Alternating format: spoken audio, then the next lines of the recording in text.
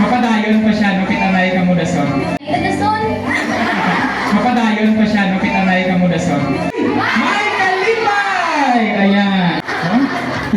With matching sang mga dahon sang lubi. Grabe nga creativity. Good morning! News sang Pandayan Dos. Good morning, everyone. So, if mamangkot ka mo ka mamining niya akong ginasosok, yes, of course. Siyempre, katigis tata mo. Siyempre, may heart. O, di ba? Wow, grabe. Huwag pa ko nakapamangkot, ha? Ga-explain na siya. No?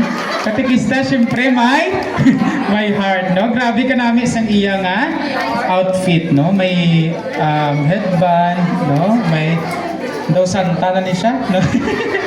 Okay, sino man na lang nag-prepare sa imo?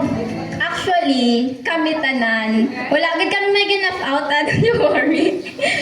So, sang naging mo kami sine, syempre budlaged kay isa lang taga-payaw namon. And of course, ang iban kong upod is super busy, di man kay ma-4th year na. Ma-explain ko. So yes, nang nadamdaman naman ni gusto ko mag-add heart. Of course, heart.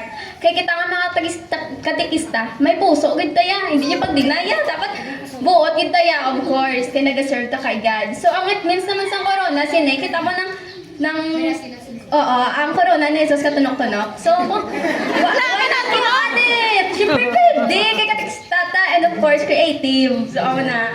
Wow! Ambal sa imo mga kaugdanan, kay grabe gid ang ila suporta sa imo kagina. Anong imo mensahe sa ila? Well guys, thank you so much. Charing lang, charing. Salamat kayo. Alright. Okay, thank you so much, man, no? Proceed kita sa Pandayan 3. Good morning, ma'am.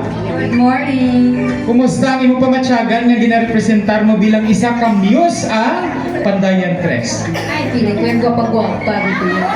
Ay, grabe. Gawang-gwapa si ma'am.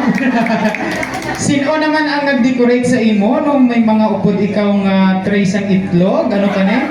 Green shell ang gisudan sa kagligan? Ari pa din? Sa inyo kami no tanan sa grupo ko, madamo gid nga salamat sa pagpreparan sa akon. Pero wala kamo, wala kamo. Ayan, thank you gid no sa Pandayan 4 ang grupo ni Montales. Oh, grabe. ang ilang animator. Kidin ka nagparangwa sa imo nga Siyempre, sa kadamuon sa mga tanong siya daliga.